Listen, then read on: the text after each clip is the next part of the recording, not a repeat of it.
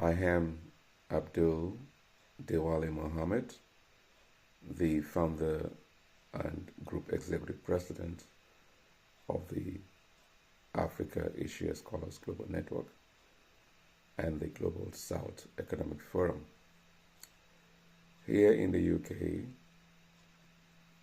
I wish to use this important and significant day of the International Day of the Boy Child, which is annually observed on May 16th. This is a day dedicated to focusing on the needs and well-being of boys and raising awareness of the challenges they face globally.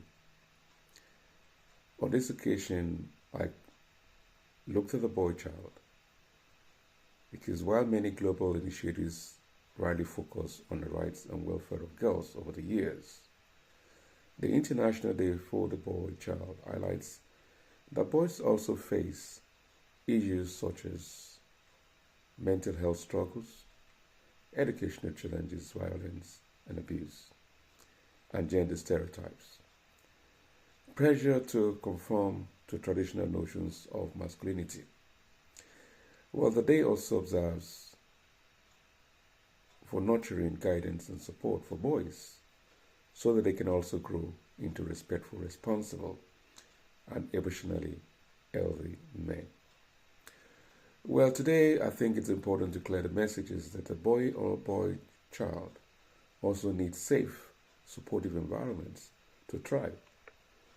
Promoting positive male role models is essential because this is one of the key things that today obstructs the future of the boy child, because there is a dearth, a lack of mentors, and also there's a lack of role models. And it's important that promoting positive male role models is essential. Emotional expression also, I believe, should be encouraged in boys. And most importantly, we need to also try to prevent violence and promoting kindness, which should start as early childhood. Well, as the president of the Africa Asia Scholars Global Network, which we are planning to ensure that not only will the boy child, but every child, particularly we're dealing with youths at the moment, because the plan is after the launch of the Global South University Association in July 18 to 28 at the House of Lords in London, and also the launch of the Global South Center for Research, Innovation, Peace and Technical Sustainable Development. Our plan is to also look very critical on both the boy child and the girl child, development of the child in particular, because the state of the child is now quite very worrying, and that is because, as we all know, that it's been stated that our world is fractured. And if we look at the boy child from the beginning, including even the girl child, the future of the state will have been more inspiring. But however, it is important that this should be dealt with by leaders.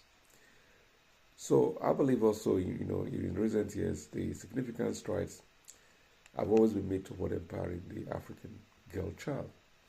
But while this progress is commendable, it has inadvertently led to the neglect of the African boy child in policy, particularly programming.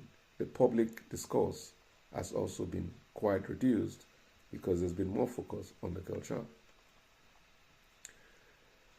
The boys also across the continent of Africa face growing vulnerabilities, including high dropout rates, increased pressure, exposure to violence, mental health and challenges.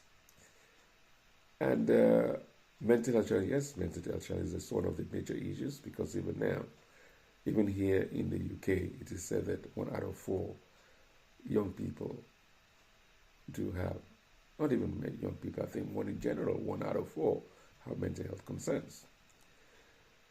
Due to shifting gender norms, with regards to the African boy child, there's been a lot of dropouts. The law of vulnerabilities, which is high dropout rates, increased exposure to violence, mental health challenges, and identifying crises due to shifting gender norms and the absence of role models. Well, first is which the governments of Africa need to focus on is educational disparities. Because in several African countries, boys are now dropping out of school at higher rates than girls, particularly in secondary education.